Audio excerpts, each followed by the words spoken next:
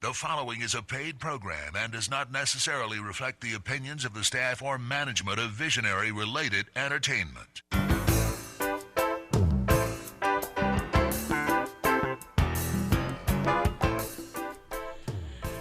Aloha and welcome to Maui Nonprofit Notes, the weekly radio show where you'll find us talking story with Maui's nonprofit executive directors and their staff to find out how they're working to support the needs within our community. Maui Nonprofit Notes is generously sponsored by Pacific Source.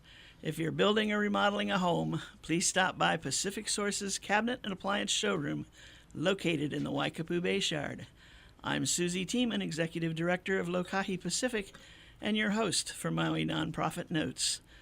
During this hour, we share some of the experiences of our nonprofit agencies and just how they're changing lives, changing communities, and creating miracles of hope for those with needs. Today, I'm proud to say we've got two brand new members of the Maui Nonprofit Directors Association on the show, ready to tell you all about what they do. We're going to start off the show with a couple of folks from it's the Hawaii Animal Rescue Foundation. HARF. Is that what people say? Yeah. Do they call you HARF? They do. They do, okay. We've got the Executive Director, Don Hall, and the Deputy Director, Richard Carr. Good Welcome. morning. Good morning. Or good afternoon, I guess. Yeah, we're it in the is. afternoon here by just a few minutes. So this is going to be a learning experience for me because I don't really know that much of the history of the organization. Before the show, we talked about a little bit of it, but it sounds like there's a lot more to be said. You're going to get me started. Yeah, let's go for it, Don. Get us started and tell us how to come about. What was the jump-off point? Well, the jump-off point was my business partner, Penny Dearborn, and I started Hawaii Animal Rescue Foundation in 2011. We both were originally from the Maui Humane Society, and that's where we met, became best friends. She's my mother's age and a wise, tenacious woman. I love her to death.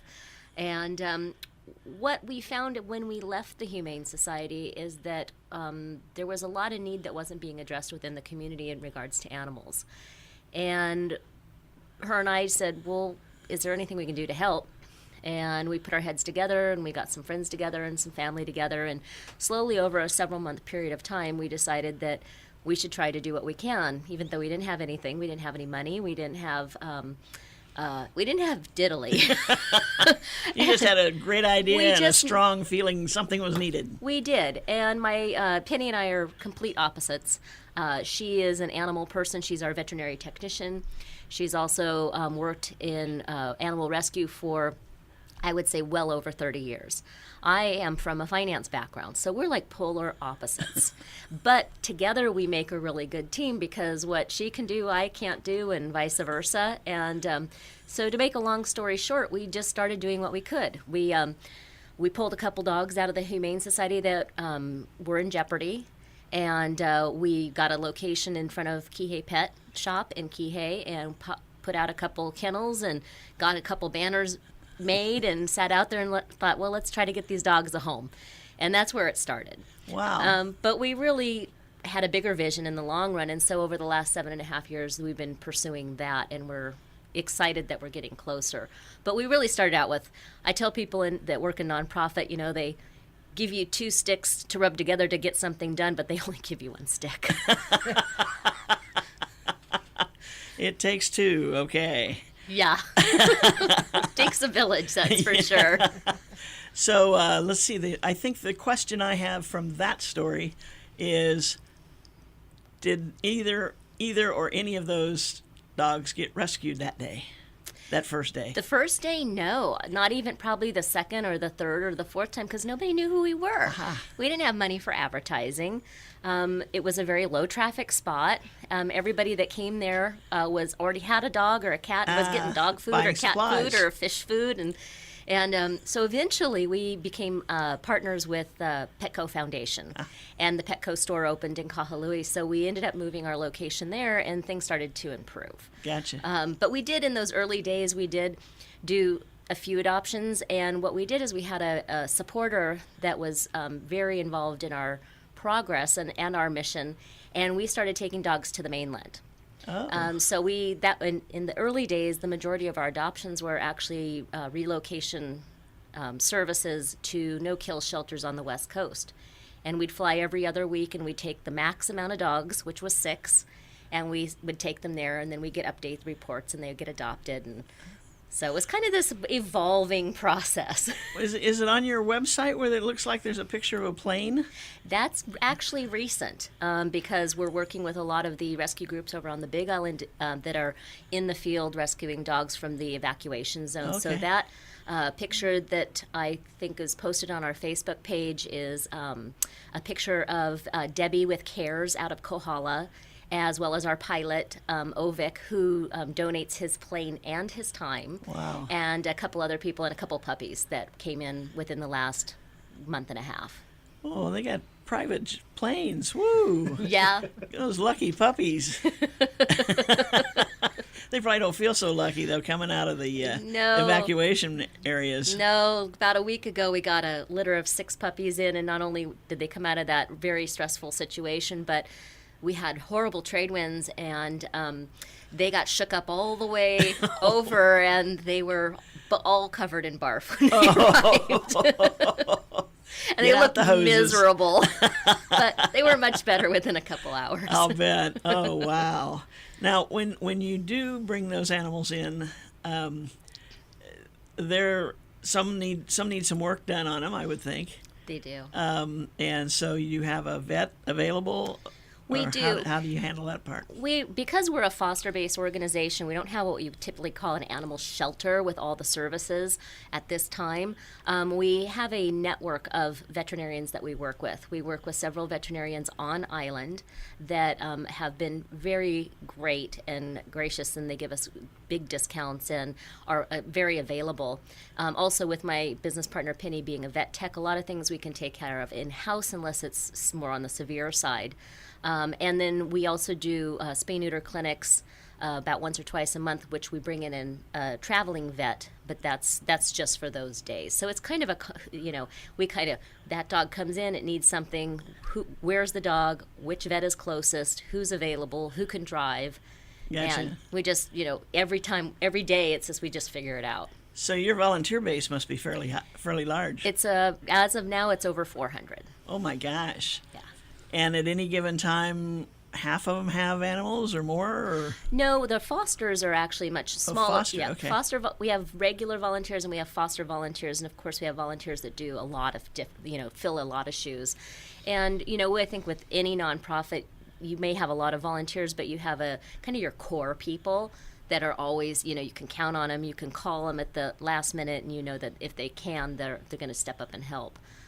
So we have a pretty active volunteer group. Cool. But most of them are really young. We have, I think, 65% or more of our volunteers are under the age of 21. So Oh my goodness. A lot of kids, a lot of youth. And they're just interested in taking care of the animals. They usually love animals. Not only do we work with the Department of Education, we go into the schools and we teach humane education to students. Oh, wonderful. We also work with the seniors that do their senior high school projects with us. Last year we had the most we've ever had, which was over 40 students that did their projects strictly on animals.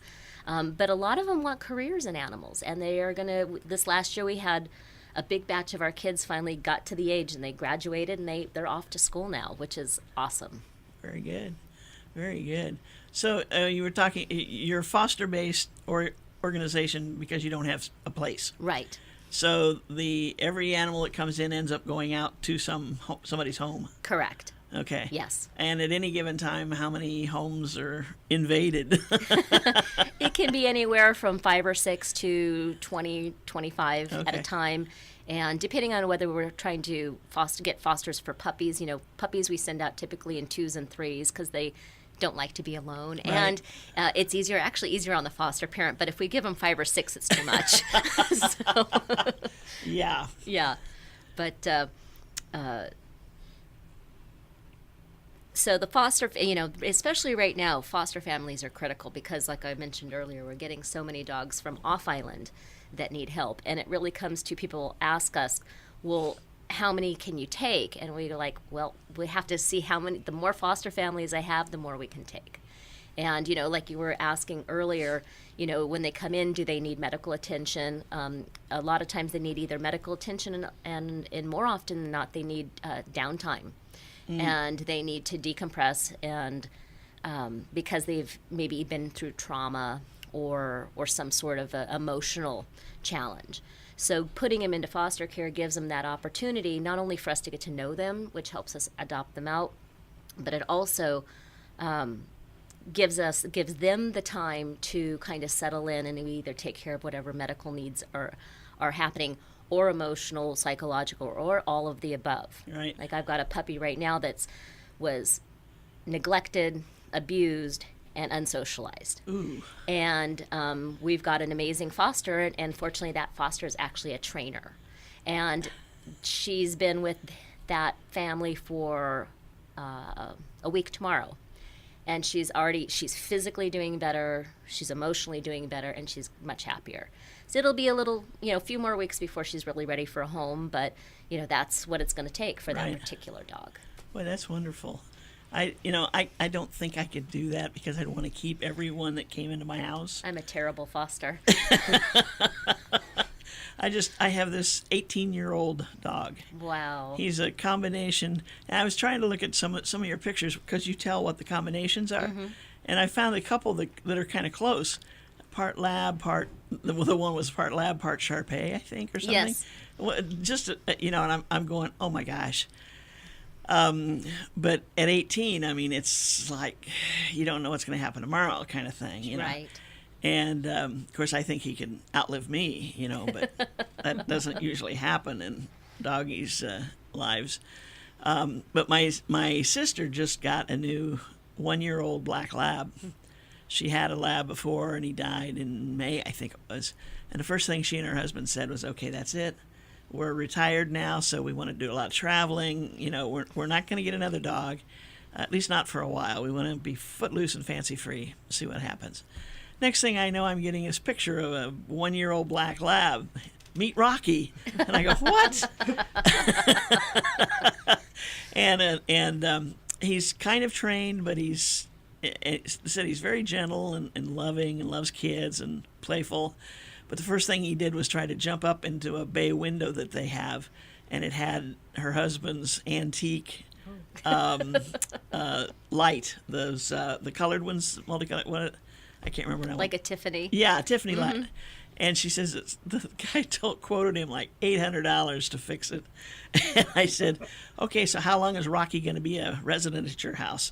And she goes, are you kidding? She says, there's no way George is going to let loose of him now that he's got him. Oh, absolutely. Once you have a dog in your life, there's no way to having a household without one. Right. And they said, he was just curious. He'd never been up on there, and so he jumped up. They don't realize how big they are. Yeah, when they're that age especially. Yeah. The body grows, but the brain hasn't caught up yet. So he just jumped up there and boom, down it went. So anyway, but that's the true story, And I keep saying I can't imagine walking in the house and not having Scooter standing there just waiting to say hi to me or barking at me because I'm late. He has this language all his own. And, and then all's forgiven by the time we get to the top of the steps. Yes. But this is such a unique idea. I never thought about starting something this way and having the foster as a model. Well, when we started, like I mentioned, we didn't really have anything to work with, and we built our business model kind of after the fact, and we've tweaked it numerous times since in order to be more accurate and as we've grown. And but we did what we could. Right. And I think that a lot of times if people get together and they're like-minded, if they do what they can, whatever the problem or the issue is, it's amazing what you can accomplish. Yeah, and you guys are showing that. Yeah. When you talk about all these animals coming in, do they call you? I mean, is your name out there amongst the animal community so that people know to call you? Over with time, people do know us more and more. If we were looking at it as a regular for-profit business, we would have had a marketing budget, and we didn't. So a lot of our effort in getting the word out has been word of mouth. And we are out in the community every single weekend doing community adoptions at the Maui Mall. And that has really helped to get the word out. But now that we're 7+ years old, we have a pretty big following. More and more people know who we are. We've built a network of people that we work with. A lot of people don't realize that the animal groups on the island actually work together. Right. And we are a transfer partner with the Maui Humane Society. We're a transfer partner with the Molokai Humane Society. And we also work with some other smaller groups. So, building that network and collaborating together, regardless of who does what or who does what better or worse, just going, okay, can you help me? I've got this problem in this situation here. I can help you with that. And just kind of having that dynamic and that attitude has ultimately, it's helped the animals. Right. And that's what we're all about. Right. And so the word it's growing. Every year that goes by, more people know who we are. We get calls from the community regularly with needing help for one thing or another. We got a call about 4 days ago from someone that has a dog that they love and worship and would do anything for, and the dog ate a mango and swallowed the seed. And in the veterinary world, that's about a $3,000 to $4,000 surgery to move that mango pit. Oh. And they're just an average family, and they couldn't afford it. So we made some phone calls, and we talked to our vets, and we figured out what we could get the cost down to, and what they could do to work with us. And so the dog already had the surgery, the pit's removed, and it's all good. So I mean, we scrambled, but we made that happen. And then sometimes it's a matter of where somebody calls us and they have an issue with, I'm trying to think, there's so many different things, where maybe they're having behavioral problems and they're thinking about giving the dog up. And we'll try to work with them and see if there's any solutions that they can keep the dog. Right. The best option is always for the dog to stay with its family. Right. The dog loves the family loves the dog. So we try to be proactive in coming up with solutions. Gotcha. So the last solution would be, okay, yes, we'll take the dog. But, Gotcha. so we look at what we do as more of a safety net than really a shelter. Right. Shelter kind of Right. perspective. Interesting. On that note, we're going to take a short break, and we'll be right back. Aloha from Pacific Source, and thank you for your support over the years. Pacific Source has offered more of what builders and homeowners value most in building materials and cabinet design. We've done this by offering superior customer service and products, as well as by designing kitchens and baths that are intelligent and elegant while staying true to your vision and budget. Visit our showroom in Waikapu in Central Maui, where we display a variety of cabinets as well as top-name appliances like Sub-Zero, Wolf, Viking, KitchenAid, and more. We display countertops, tile and wood flooring, and several brands of windows and doors, including Fleetwood multi-slides and La Cantina folding doors. Come in and talk to our designers about making your dreams become a reality. From concept to completion, we really believe our attention to detail and superior service are what sets us apart. Let us show you what we mean. We are a Pacific Source at 515 East Oahe Way in the Consolidated Base Yard in Waikapu, just off Waiko Road. Call us at 986-0380. That's 986-0380, or look us up online at packsource.com.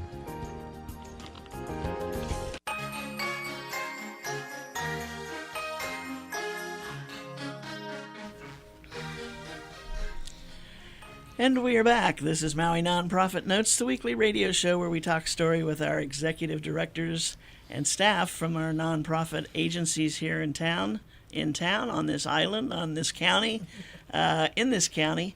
And this morning, see, you got me saying it. Is that because I haven't had lunch? It's got to be morning.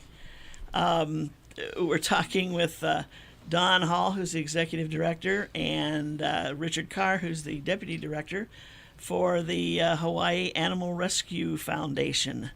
And I've got to say that, you see in the paper different organizations doing things for animals, and we do have several different agencies. Some do specific animals, like you're pretty much just dogs. We do dogs and horses, actually. Oh, dogs and horses, okay. At this time. That'll change in the future. Okay, and then there's some who are all about cats. Yes. And then, anyway, so it's good to see that the organizations have gotten together and are working together and it's all for the good of the animals. And if it's good for the animals, it's good for the people. That's my theory. We agree.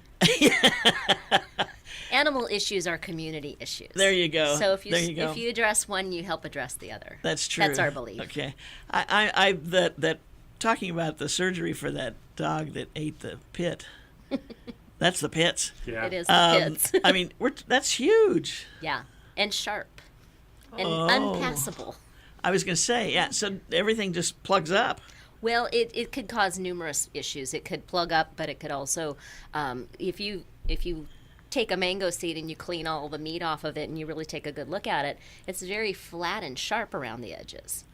So it went down okay, but that was it. It's not going to go anywhere. It's not going to go And anywhere. we actually know a couple of other people that have had this happen. This is a common thing Oh, that really? you wouldn't think would be common. But here we have mango trees and dogs. That's It true. happens. That's true. Yeah, they don't know what's good for them. They don't. And that's why every once in a while you'll hear stories of a dog eating something when they're taking their walk. Yeah. And people who've been trying to hurt dogs will throw Right. out things in areas where dogs walk, and you don't know what they're eating. I mean, it looks like they're chewing some grass or whatever Yeah. until it's too late in some cases, or many cases. I think the ones that really get me, though, are the ones who throw stuff in people's yards, Yeah, that's knowing criminal. they have a dog. Yeah. Absolutely. In our neighborhood, we have a lot of people that have outdoor cats, and they throw chicken bones out in the yard so that the cats can eat, whatever remaining chickens. And it's very difficult when you're walking first thing in the morning to pay attention enough to your dog to find out what they're trying to grab out of the grass and get it out of their mouth before they get a chance to And chicken swallow. bones are a no-no. Yeah. Yeah. Yeah. Wow. So, okay, so we're about to enter the next phase of your organization, I understand. We are. We got a lot going on. As I mentioned before, our long-term goal was really to build an animal center that's a completely comprehensive, with an adoption center and an education center and veterinary services and the whole picture. And so it's taken years. We knew we had to get a piece of property. We've looked and looked and looked, and I think the property we finally got, which was last year, was our 14th effort of property that we thought we were going to get. We used to joke about being left at the altar over and over again, but we now own 10 acres in Waihe'e. It is on the Malka side. It's directly across the street from Waihuko subdivision and the Waihe'e golf course. So that will be our future site. Right now we're in the process of, I mentioned we've done a bunch of the fundraising. The majority of our fundraising is in, and we're working with the permits department on our first building. So that'll be phase 1. And once that building goes in, it will be a multi-use barn, and that'll give us a home base. And from there, then we'll go into the planning and phasing process that will, I'm sure, take years and years to complete, but that's a big hurdle for us. Right. Wow. And is that where Richard comes in? Richard comes in everywhere. Because it's the first time you've had somebody like Richard on staff, right? We've been a volunteer-based organization from the beginning, including my business partner and myself. So Richard really is our first paid staff member. So that's a big hurdle for us as well. And he's coming to us with a huge array of expertise, and I couldn't be more not only relieved but grateful that he's here, and so I think that with his help and his experience, that it's really going to smooth the way for the big upcoming projects that we foresee tackling. I'm a huge animal advocate. Grew up on a horse farm. Have always had animals in my life. 7 years ago, I volunteered for HARF at Petco on their weekly adoptions, and just fell in love with the animals and fell in love with Dawn and Penny. And I knew that they would always be in my heart somewhere. And recently I ran into them and they said, "We're growing and we really need help." And I said, "Well, what can I do?" And they said, "Well, will you come to work for us?" And I said, "Sure." It is the best job in the world. No matter how stressed you could possibly get, there's always a puppy nearby. And with a puppy in your hands, the world just goes away. Not everyone's thrilled about me having puppies in my hand, because some of them might eventually come home. But Oh, well, you already have dogs at home. Yep. What have you got, two? We had two. Our older shepherd just passed away last did. fall, but we have the younger one who's now 14, so she's still not young, but yeah. So you always have to keep your eye out for the next child to Right. move in, and so Do you think this one needs a companion? I think needs three Yeah, or four. yeah. But, Yeah, well, there's somebody else in the picture, though. Yeah. Well, and my husband runs a nonprofit taking care of abused kids and would like to bring about 20 foster children home. So if we're not careful, we end up with. We currently have 8 people in our house at the moment. So. Oh, my gosh. Woo! So if somebody driving down the street, they'll know where you live. Yes. Dogs and children everywhere.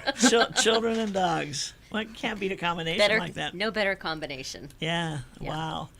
So you've been there, what, a month? A month, and they are just amazing.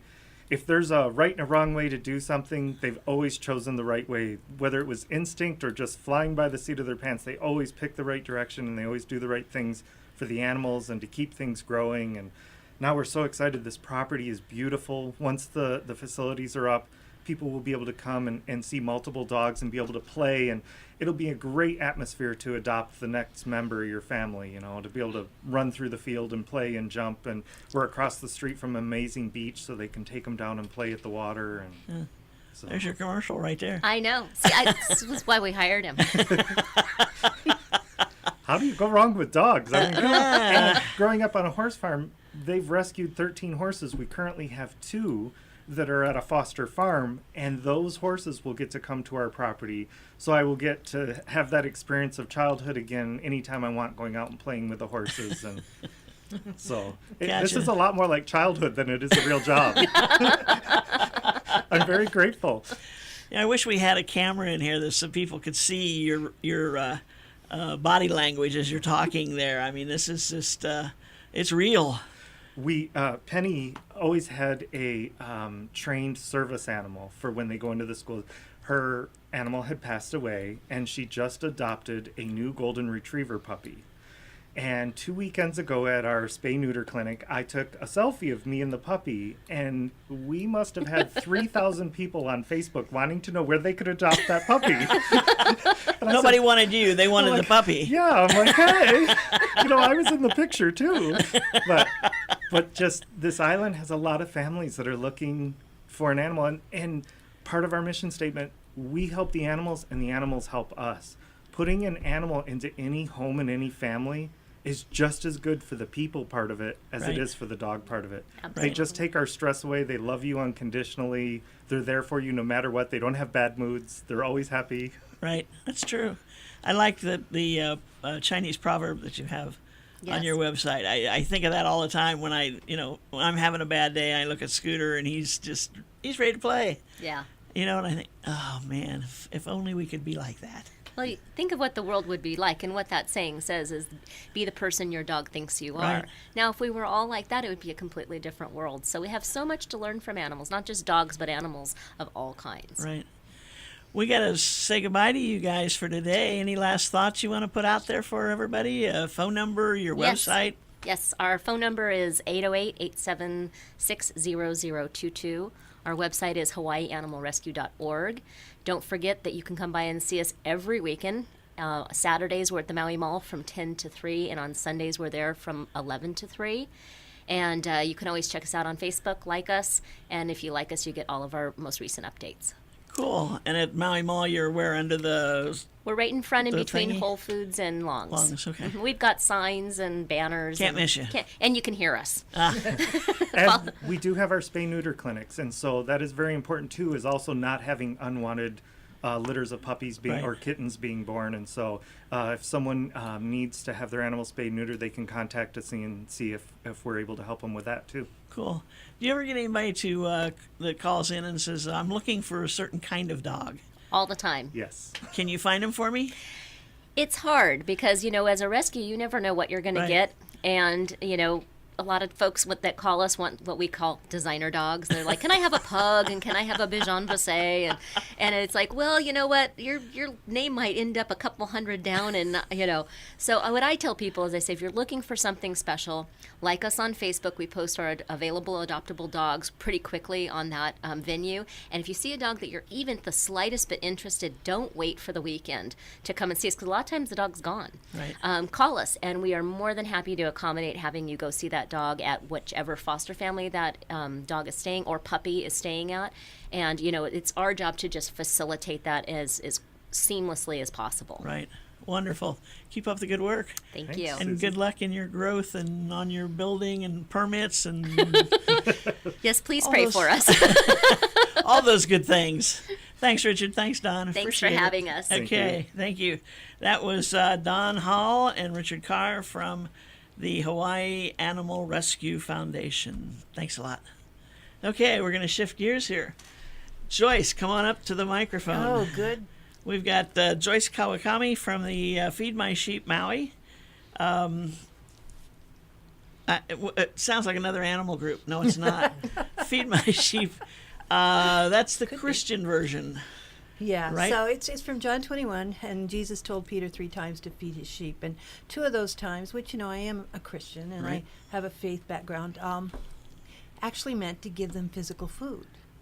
The first one and the last one in those 3 scriptures was give them something to eat, take them to pasture to eat. So that's where the name came from. I see. Is this something that's just here, or is it a national it's- movement? Or Well, yeah, I'm a founder.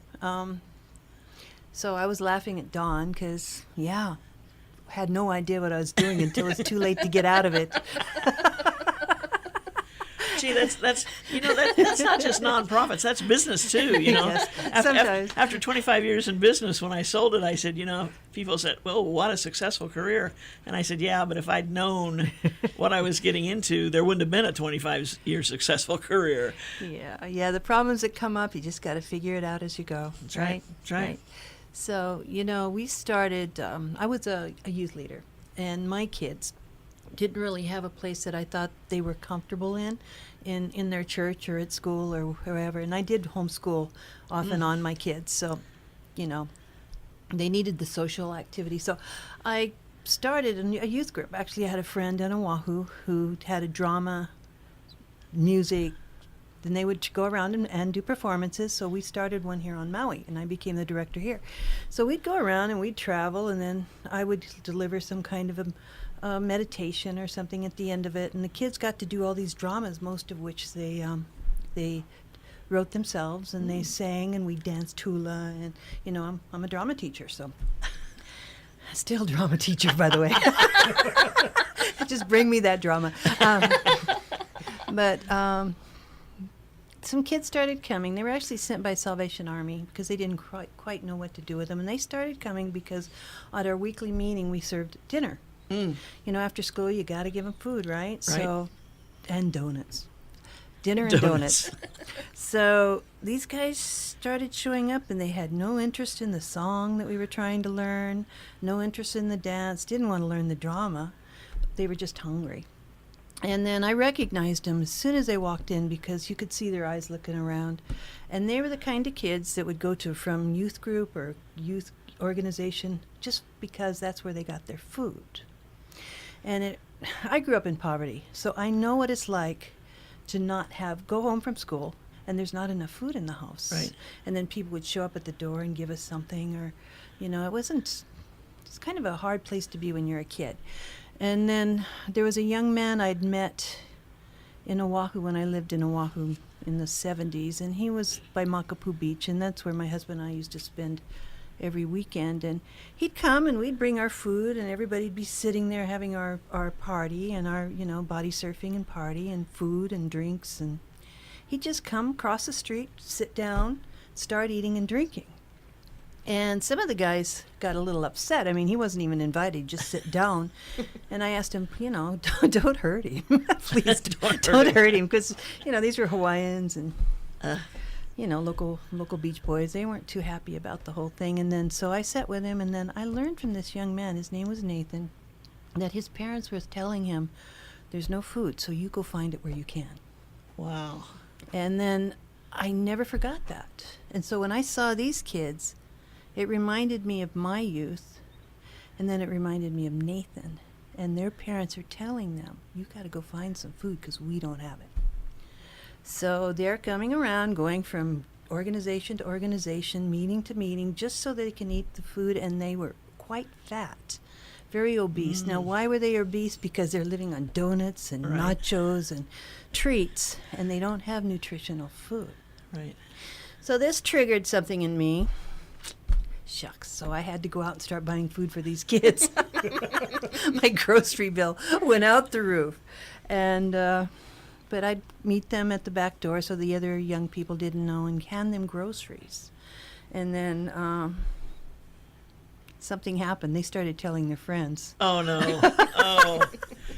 We're going to stop right there. We got to take a commercial break, and we'll be right back, and we'll hear the rest of this story. Aloha from Pacific Source, and thank you for your support over the years. Pacific Source has offered more of what builders and homeowners value most in building materials and cabinet design. We've done this by offering superior customer service and products, as well as by designing kitchens and baths that are intelligent and elegant while staying true to your vision and budget. Visit our showroom in Waikapu in Central Maui, where we display a variety of cabinets as well as top-name appliances like Sub-Zero, Wolf, Viking, KitchenAid, and more. We display countertops, tile and wood flooring, and several brands of windows and doors, including Fleetwood multi-slides and La Cantina folding doors. Come in and talk to our designers about making your dreams become a reality. From concept to completion, we really believe our attention to detail and superior service are what sets us apart. Let us show you what we mean. We are a Pacific Source at 515 East Oahe Way in the Consolidated Base Yard in Waikapu, just off Waiko Road. Call us at 986-0380. That's 986-0380, or look us up online at packsource.com.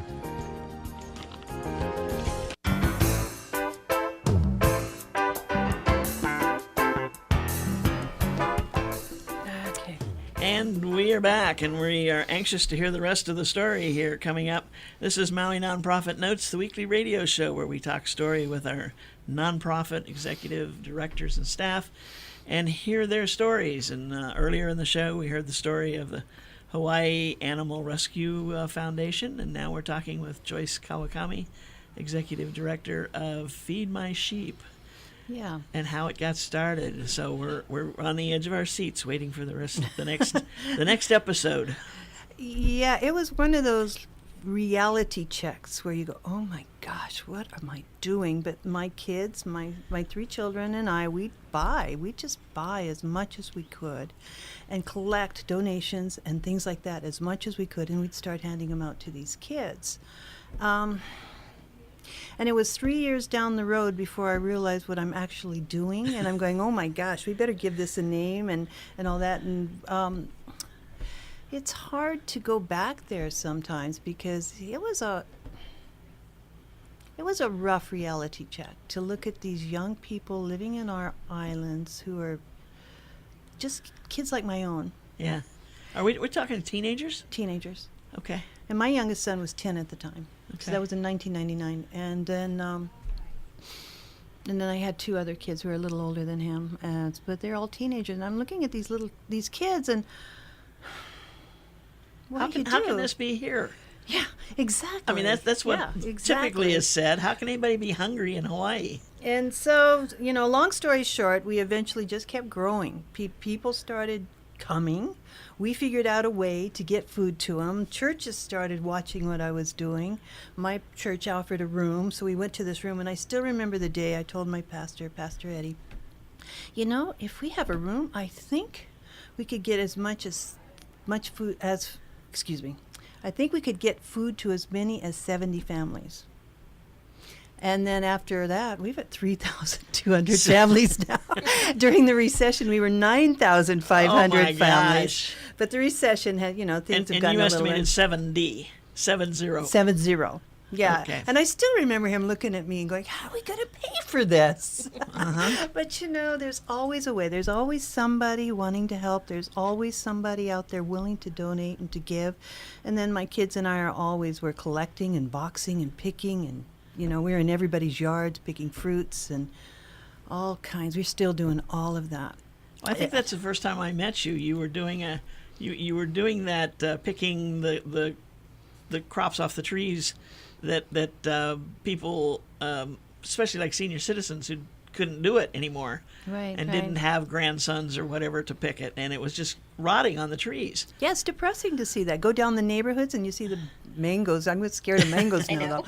though. Just falling everywhere.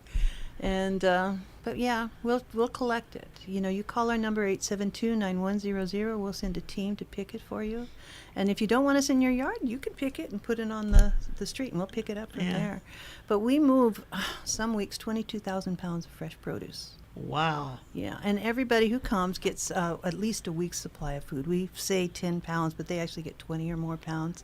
We moved over last year, and the fiscal year's not up yet, over about 400,000 pounds of fresh produce, and 100,000 pounds of others that was donated, and over 100,000 that we buy to supplement it. The county does help us to get so that we can make sure people get balanced diet, good quality protein, carbohydrates, produce, and then we do dairy and breads and So they're getting good, nutritious food, Yeah. not filler food. yeah.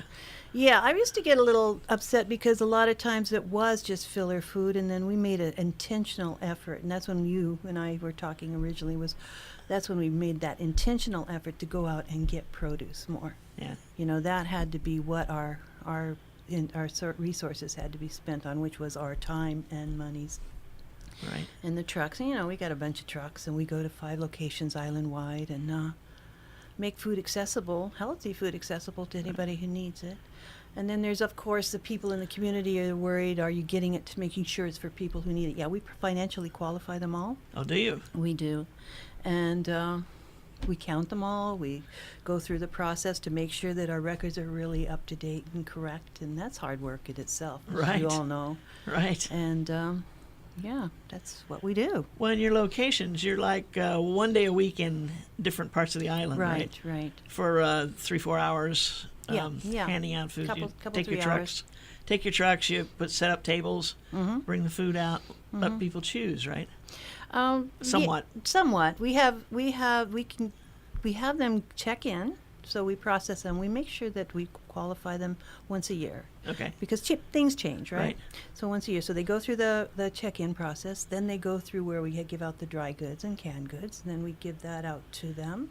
And if they don't want it, they don't have to take it. But that's what we have, right? We have the tuna, the beans, the chicken, canned goods. They all get that. They get rice. We buy brown rice and white rice. They get to choose. I hope they take the brown. And then we get them some nice organic pastas. And then they can get all the produce that we've got. And we've got thousands of pounds of produce just sitting on tables. And then we can give them a certain amount of each item. And I watch these people leave with 4 or 5 bags. Wow. Yeah, it's crazy. It's Now, hard for them if they were coming out of the grocery store with 4 or 5 bags like that, Hundreds they of would have dollars. spent several $100s. Yeah. Yeah, because it's now Sometimes- averaging $50 a bag. I think last time I Oh, took yeah. the time to check. Yeah. Do you remember the days we'd go in with a Oh, cartload and it's gosh. $10? I Ugh. still remember. Oh, I spent $10 on this, and I thought it was expensive. Now it's $10 on that can of stuff. Yeah. Yeah. Things have changed. They really have. But you know, it's rescued food. I mean, it would rot. It would rot. And I don't know of anybody who'd really want to go out and pick it like we do. Yeah. And then when we do get the donated stuff, I got my guys out there. The reason we're getting it is some of it is rotten, right? So we got these boxes with apples, and there's a few in there. So they're out there sorting them. And the rotten stuff goes to the pigs, and then all the good stuff goes to the people. Right. I don't know anybody who wants to be elbow deep in. Wow. But it's worth it. It's worth it. It you is. know? It is. Worth it. And we get so many stories. And we started 2-3 years ago doing an annual survey to self-check if people are getting enough first, and then to find out if their health is improving. And this has been an amazing survey. I was hoping for the best, but kind of expecting the worst. You know how it is when you do something like this. They might tell me we're doing a lousy job, then we got to figure out something. Right. But they all, except for the exception for 2 or 3 out of the ones surveyed, have enough. And over 90% said it improves their health, and 50% of those have said that their doctors agree with them that their health is better with their diabetes. One woman lost 100 pounds and her diabetes started improving, and just amazing stories. I have one man, he used to come, and we were scared of him, homeless guy, in Lahaina. And he'd come through, and we'd keep him in our peripheral the whole time because he was scary. He was grumpy and mean all the time. And then he really loved the snacks, the candies, the sweets, the potatoes, chips, things like that. He didn't really want anything else. But when we started moving towards the process of healthy food, we didn't have a whole lot of that. Maybe a little bit, like we get the Krispy Kreme donuts. It's about all we get. It's a snack. So he could take as many of those he wanted. But he started taking because he got hungry, right? And then he started being happy. Oh. His whole mood changed. Wow. And he came to me, and I started calling him Johnny. He said, "You could call me Johnny." Smile. He took off those dark glasses that hid his eyes all the time. And he got a job. Now he's back again. We hadn't seen him in 2 or 3 years, but there is some mental challenges going on with him. But at the same time, he's strong, he's healthy, was able to hold down a job. He's still working, but it's part-time. And he's a happy person. Who would have known? Right. Before he was a scary person. So our food really does affect us in every possible way. Our mood, our behavior, our how tired we are, our strength, our mental capacity, in every possible way. So we're excited about what we do, to be honest. I would think so. And now, as you said, he came for a while, then he disappeared because he was doing things for himself. He was able to buy his food and so forth. We saw him disappear twice. First time was he didn't like the food we were serving Right, anymore, so he okay. quit. Okay. I don't know if I told you that part. But after a while, he got hungry, so he came back. And then through that process, he got healthier and stronger and happier. And then he was able to get a job and hold on to this job for a long time. And we didn't see him for a while, but he'd send people who said, tell him John sent me. There you go. And then now he's just come back a couple weeks ago. I saw him again. But he's part-time working, but he still can't afford to buy these foods, and he still qualifies. Do you often get people who come back and say thank you? Oh. You got us over the hill. You got us over the bump in the road. All the time. Yeah. All the time. I would think so. And a lot of them become volunteers. One of them is our now staff member. Oh, really? Yeah. He's real shy. He doesn't like to tell people about it too much. I've had him do testimonies, but he really prefers not to. Yeah. But that's a real complete circle. It's a tough time in somebody's life, and it takes a lot for them to actually give in to the thought that they need help. Right. And food is probably the last thing they want to ask Yeah. for. Yeah. And then so there are people who really don't want free food, but they just want food they can afford. So we have a small market. And most of this food we buy. We buy this from Kumu Farms and locally, upcountry, cabbages. And we charge those who qualify a 75% off market price. Wow. Yeah, it costs us more to get it. Yeah, right. So it's a subsidized. But see, what's happened for these folks is They keep their pride. they keep their pride. And it was hard for them to get the free before, And Yeah. it's so funny. There's when in one area, like in Lahaina, we have it separated by a truck. So that's a total separated area, but one is the market, and then one is the free. And over there, she's her name, and when she comes to see me, she's Mindy. I mean, her whole different name. We talk story, share recipes. It's a different type of I don't know. It's uplifting for them. Yeah. We are peers now. Where I'm not somebody helping them, I'm their peer. So. Right. Now, are you related to the food bank in some way? No, we are not. Not at all? Yeah. Okay. So two totally separate operations. Yeah. We're apples and oranges. Right. They collect for organizations, and then we. Right. That's right. They would give to an organization like you. Yeah. That's out there But we in the get churches. ours from other areas and have spent our resources on that. It always never ceases to amaze me how giving people are. Because I remember some of the stories that I've heard from the food bank, because they've been on regularly, about back when the like the Safeways and the food lands and so forth had container loads of food come in, and they'd overbuy in something, and it just didn't move, and so they would give that to the food bank. And now over the years, the cost of doing that is so outrageous, even for the store, they just don't order that much. Yeah, they've learned. And there's very little for them to give at this point. And we do. I think we all have to kind of acknowledge that sometimes before that next container loads come in, you do see empty shelves because they're not stocking Right. an overabundance. And then you don't get to choose what they're going to give you either. Right. So it makes it a little tougher. Right. So, Yeah. so this way we can pretty much pick what we want to give out this way. That's It's cool. A little What's- easier. What's the talking about the produce, fruits and vegetables? What's the most sought after product? For me, it'd be tomatoes. I love tomatoes. They love tomatoes, and we do get a lot of tomatoes. The vine ripened tomatoes. We Huh. get Where? boxes and How do I boxes. get them?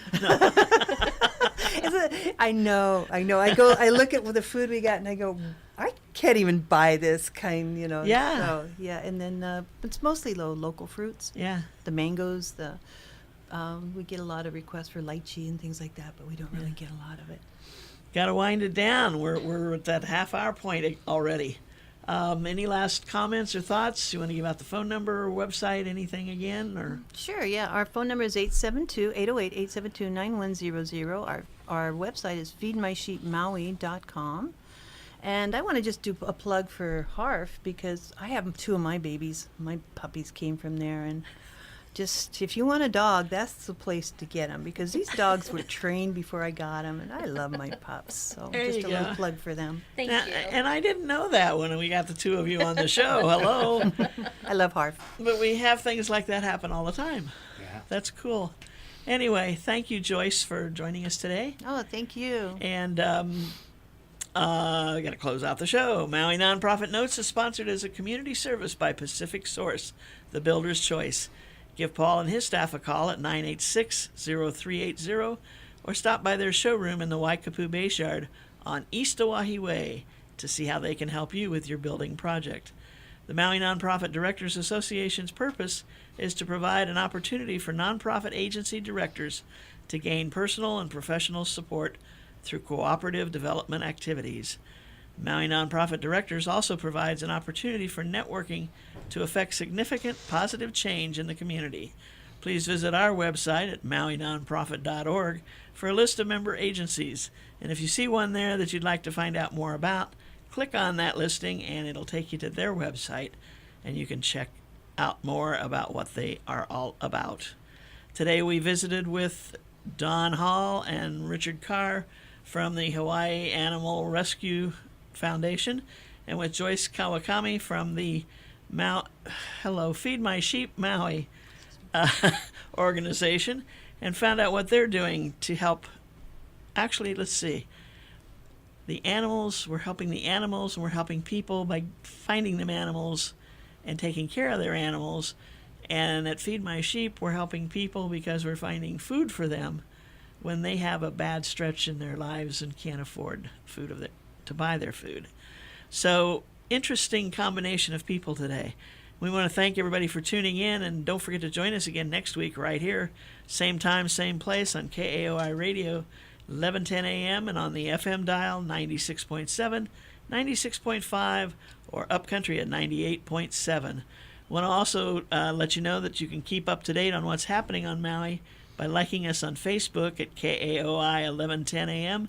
and following us on Twitter and Instagram at KAOI 11:10 a.m. Please join us again next week when we'll feature two more members of the organization called the Maui Nonprofit Directors Association. Until then, I'm Susie Tiemann, Executive Director of Lokahi Pacific, and your host for Maui Nonprofit Notes. We want to thank you all for joining us today. And have a great week, everyone. Aloha.